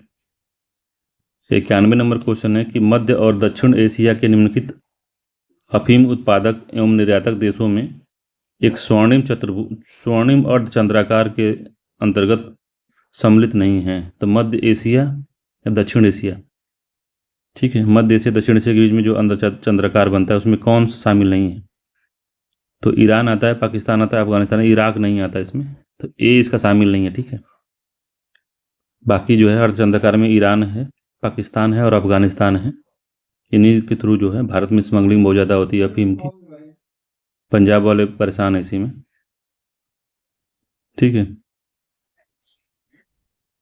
तो ये है 92 नंबर क्वेश्चन कह रहा है कि निम्नलिखित युग में से कौन सा सही सुमेलित नहीं है? तो देश है और प्रमुख कृषि फसल है, तो घाना है, ब्राज़ील है, श्रीलंका है, मलेशिया है। तो सुमेलित नहीं है बताना है हमको 92 का। तो मलेशिया की प्रमुख कृषि फसल रबर है, ठीक है। तो मलेशिया गन्ना दिया है इसमें, मगर ये रबर है, तो डी वाला सही सुमेलित नहीं है। बाकी श्रीलंका में चाय प्रमुख है, ब्राज़ील में कहवा है और घाना में कोको है, ठीक है। ये तीनों काफ़ी इंपॉर्टेंट है, कई बार पूछ चुका है ये। मलेशिया में रबर है, याद रखिएगा। अगला क्वेश्चन है खाद्य जाल और खाद्य श्रृंखला अपेक्षाकृत होती है? तो खाद्य जाल जो है खाद्य श्रृंखला से अधिक जटिल होती है, ठीक है, ए आंसर से अधिक जटिल होती है, ठीक है। कई खाद्य श्रृंखलाओं को मिला के एक खाद्य जाल बनती है, ठीक है। 94 है कि निम्नलिखित कथनों पर विचार करना है। तो राष्ट्रीय बागवानी बोर्ड की स्थापना 1984 में हुई थी और इसका मुख्यालय गुरुग्राम हरियाणा में है। तो कौन सा सही है इसमें बताना है। तो इसके दोनों कथन सत्य हैं, सत्य पूछा भी है, तो सी आंसर सही है। राष्ट्रीय बागवानी बोर्ड की स्थापना 1984 में हुई थी, इसका मुख्यालय हरियाणा में है। दोनों सत्य हैं, सी आंसर सही है। अगला है, निम्नलिखित में से किस देश के मूल निवासियों का माओरी कहा जाता है। तो इंपॉर्टेंट काफ़ी है ये। ऑस्ट्रेलिया है, न्यूजीलैंड है, नॉर्वे है, फिनलैंड है। तो किसको कहा जाता है। तो फिर न्यूजीलैंड में कहा जाता है, बी आंसर सही है। न्यूजीलैंड के मूल निवासियों को माओरी कहा जाता है। काफ़ी बढ़िया क्वेश्चन है ये, इंपॉर्टेंट भी है ये। अगला है, निम्नलिखित में कौन सा सुमेलित नहीं है। तो भौगोलिक क्षेत्र है और उसके खोजकर्ता है, बताना है। ठीक है, तो सही नहीं है, बताना है। तो न्यू फाउंडलैंड को जॉन कैवेट ने खोजा था, ये भी ठीक है। हवाई द्वीप को कैप्टन कुक ने खोजा था, तो ये भी ठीक है। उत्तरी ध्रुव को रॉबर्ट पियरी ने खोजा था, तो ये भी सही है। प्रथम जो व्यक्ति उत्तर दक्षिणी ध्रुव की खोज जो केपलर दिया है, तो केपलर नहीं है। ठीक है, आर एंडरसन है, आर एंडरसन 1911 में नॉर्वे के थे ये। ठीक है, तो केपलर नहीं है, इसका डी आंसर सही है, यही सही सुमेलित नहीं है। बाकी है, अगला क्वेश्चन है 97 का, कि अंडमान और निकोबार द्वीप की आदिवासी जनसंख्या है। तो काकेकस प्रजाति की है, निग्रोसम है, ऑस्ट्रेलियायसम है, मंगोलायड है, तो निग्रो है। ठीक है, 97 का बी है, निग्रो जाति के हैं, निग्रो जनजाति आदिवासी हैं, बी आंसर सही है। अगला है, निम्नलिखित में से कौन सा भौगोलिक दृष्टि से भारत की मुख्य भूमि से निकटतम है। तो ये भी यूपीएससी में पूछा था ये। सबसे निकटतम कौन सा है इसमें। तो बैरन द्वीप है, मिनिकॉय है, रीयूनियन द्वीप है, चागोस है। तो कौन सा है इसमें, मिनिकॉय द्वीप है, बी आंसर सही है। ठीक है, लक्षद्वीप समूह में भारत का सुदूर दक्षिणी प्रवाल वलय यह भौगोलिक दृष्टि से भारत की मुख्य भूमि से सबसे निकटतम है, मिनिकॉय। इस तरह का क्वेश्चन ही पूछा था ये एग्जैक्ट क्वेश्चन नहीं था और इससे मिलता जुलता क्वेश्चन पूछा था। ठीक है, अगला क्वेश्चन है कि 99 नंबर का है, पूछ रहा है नीचे दिए गए चित्र में निम्नलिखित त्रिभुजों की कुल संख्या कितनी है। तो त्रिभुज जब गिनेंगे आप तो ए बी सी डी करके गिन सकते हैं, कई तरह से गिनते हैं।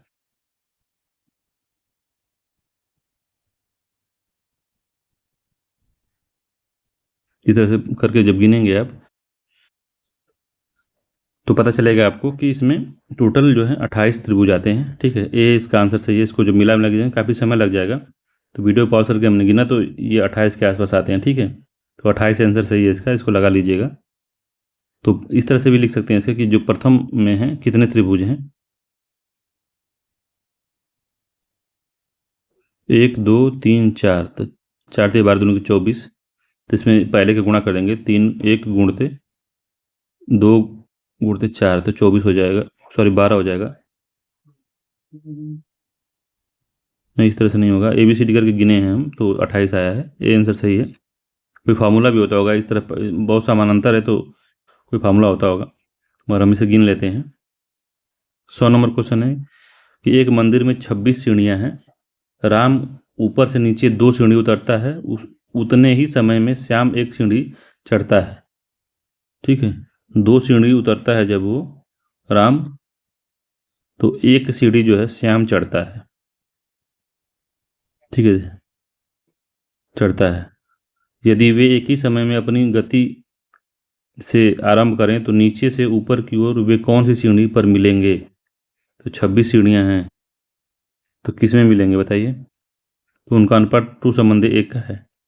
ठीक है, जिस समय अगर 18 सीढ़ी अगर उतर जाएगा वो, 18 सीढ़ी जब उतरेगा तो ये 9 सीढ़ी चढ़ा रहेगा। ठीक है, 18 सीढ़ी कौन उतरेगा, राम जो है 18 सीढ़ी उतरेगा, तो जो श्याम है वो 9 सीढ़ी चढ़ा रहेगा। ठीक है, तो ये लोग 9वीं सीढ़ी पे मिल जाएंगे। तो राम और श्याम मिलने का जो सीढ़ी क्रम है, तो 26 में से हम 9 सीढ़ी निकाल के एक जोड़ देंगे, तो ये मिल जाएंगे हमको कि ये लोग 9वीं सीढ़ी पे मिलेंगे। ठीक है, अगर आप कैलकुलेशन करके देख लीजिएगा, यही लग जाएगा इसमें। 26 में से 18 हम घटा देंगे, प्लस 1 जोड़ देंगे, तो मिल जाएगा। ठीक है। अगला है, इसमें मेन बात ये है कि वो 2 उतर रहा है तो ये 1 चढ़ रहा है, तो उस हिसाब से आप तर्क लगा के जब लगाएंगे तो आपको समझ में आ जाएगा। अगला क्वेश्चन है, राम श्याम से लंबा है लेकिन मोहन से छोटा है। तो इस तरह से लगाइए, राम जो है श्याम से लंबा है तो श्याम जो है छोटा है, लेकिन मोहन से छोटा है तो मोहन सबसे बड़ा है इसमें। ठीक है। अली जान से छोटा है और जान श्याम से जितना लंबा है। तो श्याम जितना लंबा है, कौन? अली जान से छोटा है तो अली है। ठीक है। वो जान से छोटा है मगर श्याम जितना लंबा है, तो जान से छोटा है तो जान, अली जान से छोटा है और जान श्याम से लंबा है, तो अली जान से छोटा है तो श्याम इससे लंबा होगा। मगर जो जॉन है तो आर में और एम में और जे में कोई कनेक्शन नहीं दिया है। ठीक है। यदि ए सभी ऊंचाई के अनुसार एक एक पंक्ति में खड़े हों तो मध्य में कौन आएगा? तो मध्य में 1 2 3 4 5, मध्य में कौन आएगा इसमें बताइए। तो सबसे छोटा इसमें अली हो जाएगा। ठीक है। अली जो है श्याम से लंबा है। ठीक है। तो तीसरे पे तो 1 और 2 ये हो गया, तो कैसे सॉल्व होगा ये? फिर से भी श्याम, राम जो है श्याम से लंबा है तो राम है श्याम से लंबा, ये श्याम है तो राम इससे लंबा है, लेकिन मोहन से छोटा है तो मोहन सबसे बड़ा है इसमें। ठीक है। अली जान से छोटा है, अली जो है वो जॉन से छोटा है लेकिन श्याम के जितना लंबा नहीं है, श्याम जितना लंबा नहीं है। अली जो है जॉन से छोटा है तो जॉन जो बड़ा है। ठीक है। मगर श्याम जितना लंबा नहीं है तो अली जो है श्याम से भी छोटा है। ठीक है। तो अब ऊंचाई के, ये सभी अपनी ऊंचाई के अनुसार एक पंक्ति में खड़े हैं तो अली जान से छोटा है। ठीक है। अली जो जान से छोटा है जितना, लेकिन जान श्याम जितना लंबा नहीं है, तो श्याम से भी छोटा है ये। ठीक है। जो जे है श्याम से छोटा है और ए जो है जॉन से भी छोटा है, अली जो है। तो सब बीच में कौन आएगा? तो बीच में श्याम आएगा। ठीक है। तीसरे स्थान पर श्याम है। सी आंसर इसका सही है, श्याम आएगा। ये नहीं है, ध्यान दीजिएगा, जो बीच में नहीं है दिया है यही मेन फैक्टर है। अगला क्वेश्चन है कि किसी परीक्षा में पास होने वाले अभ्यर्थियों में अजय का स्थान ऊपर से 17वां है और नीचे से 29वां है। ठीक है। तो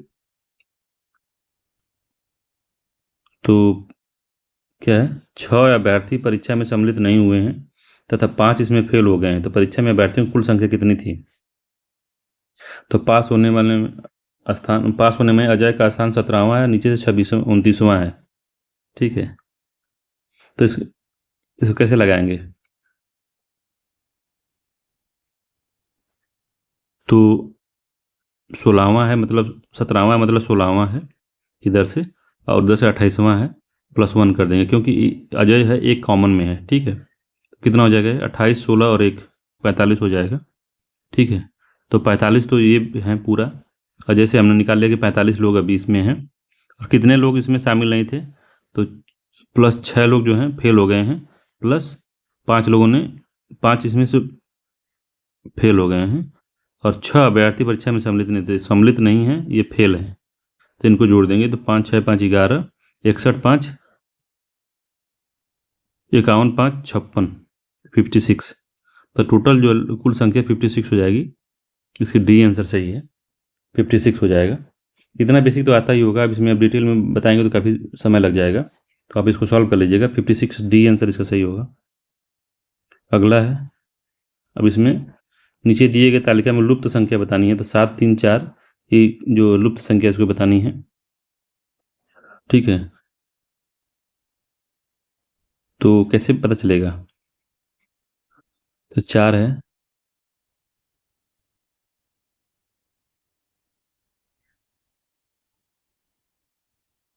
तो 7 7 5 35 -2 33 हो जाएगा। ठीक है।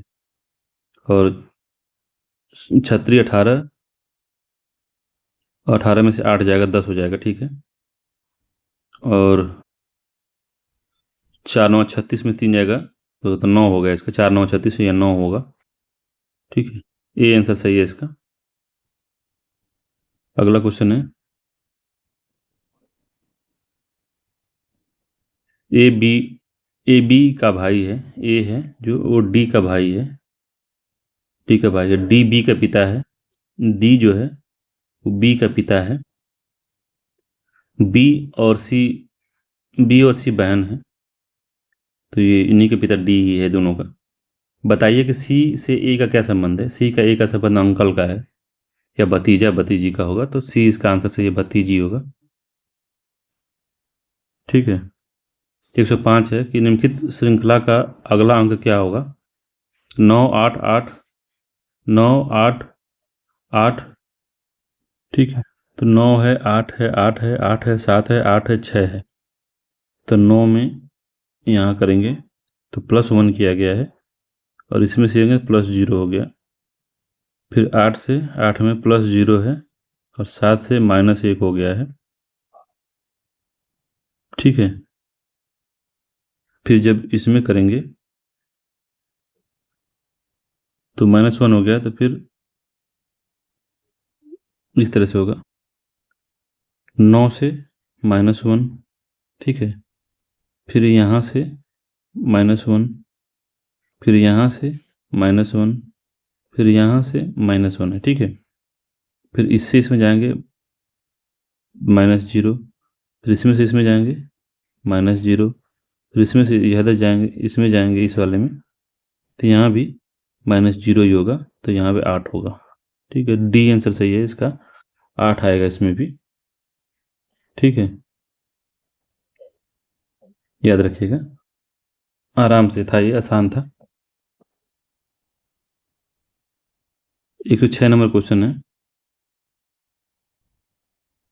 कि दूध और मलाई में वही संबंध है जो कि निम्नलिखित शब्द युग्म में से किस एक शब्द युग्म के दोनों शब्दों में से है। तो दूध के ऊपर मलाई होती है, ठीक है, दूध में से मलाई निकलती है। तो महाविद्यालय में विद्यार्थी, मिट्टी में पॉटरी, फल में ग्लूकोज, ठीक है। और उपरोक्त में से कोई नहीं। तो मिट्टी में जो पॉटरी है, मिट्टी से पॉटरी बनती है, दूध से मलाई बनती है, तो इसका बी आंसर सही है, ठीक है। फल से ग्लूकोज नहीं बनता, फल के अंदर ग्लूकोज होता है, ठीक है। 107 नंबर क्वेश्चन है कि यदि किसी घड़ी में समय 12:15 बजे का है और घंटे वाली सुई पूर्व की ओर इंगित करती हो, तो मिनट वाली सुई विपरीत कौन सी दिशा में होगी। तो इस तरीके से बना है, यदि घड़ी में समय 12:15 बज रहा हो तो 12:15 कब बजेगा, 12 होगा, और ये घड़ी 3 पे होगी, तो 12 ऐसे हो गया, 3 हो गया, ठीक है। और इसने इस उल्टा क्यों बनाया हूँ कि बता रहा है कि जो घंटे की सुई है वो पूर्व की तरह इंगित कर रही है, तो पूर्व इधर ही है ना, इधर पश्चिम होता है, इधर उत्तर होता है, इधर दक्षिण होता है, ठीक। तो पूर्व की तरफ इंगित कर रही है, तो पूछ रहा है इंगित कर रही हो तो मिनट वाली सुई किधर होगी, तो मिनट वाले दक्षिण में होगी, ठीक है। बी आंसर से मिनट वाली दक्षिण में होगी, तभी 12:15 बजेगा ना, 12 बजेगा, इधर जो है 3 पे रहेगी, तो दक्षिण में रहेगी, बी आंसर सत्य है। तो कह रहा है 108 नंबर, कंप्यूटर को RF UVON लिखा जाए तो मेडिसिन को क्या लिखा जाएगा, ठीक है। तो सी को +R किया है, तो उस तरह से नहीं हुआ है, तो R को यहाँ लिख दिया है, ठीक है। और सी को यहाँ ले गया है, तो सी को सबसे लास्ट में कर दिया, R को यहाँ कर दिया, ठीक है। और उल्टा किया है, O को P प्लस कर दिया है +1, और M को +1 M कर दिया है, और P +1 Q कर दिया है, और U को +1 V कर दिया है, तो इस तरह से किया है, ठीक है। तो यम को हम क्या लिख देंगे, यम को सबसे लास्ट में ले जाएंगे, तो सबसे लास्ट में यम इसमें है और इसमें है, और सबसे पहला जो होगा सबसे, ठीक है। तो यम को सबसे लास्ट में ले गए हम, और ई को सबसे पहला कर देंगे तो ई इसमें पहला है, ई इसमें पहला है, ठीक है। अब +1 जोड़ देंगे तो E+1 F होगा, ई तो E+1 F यहाँ पे होगा, तो दोनों में F है, ठीक है। अब D है तो D+1 E हो जाएगा, तो यहाँ पे E होगा, देखिए इसमें E है, इसमें J है, तो इसका D आंसर सही हो जाएगा, ठीक है। तो उल्टा ले जा रहा है +1 करके, तो O को यहाँ पे ले चल गया, +1 P हो गया, M को +1 N हो गया, P को +1 Q हो गया, ठीक है, U को +1 V हो गया, T को +1 U हो गया। तो इस तरह से किया है, तो डी आंसर इसका सत्य है, ठीक है। विषम पद चुनना है हमको, शेर है, बाघ है, चीता है, भेड़िया है, तो कौन होगा इसमें? तो शेर है, बाघ है, चीता है, भेड़िया अलग प्रजाति का है, इसका डी है, विषम है।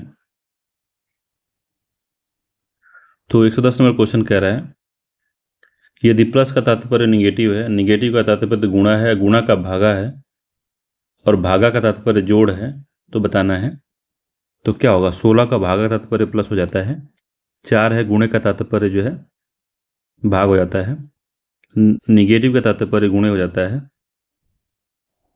और प्लस का जो तात्पर्य है निगेटिव हो जाता है।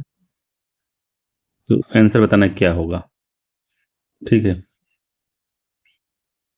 तो 16 हो गया, +2 हो गया, गुणते 5 हो गया, -8 हो गया, 16 हो गया, +10 हो गया, -8 हो गया, 16 हो गया +2 हो गया, 18 हो गया। तो 18 आंसर आएगा, इसका बी आंसर सही है, 18 हो जाएगा, ठीक है। अगला है सूची 1 सूची 2 से मिलाना है।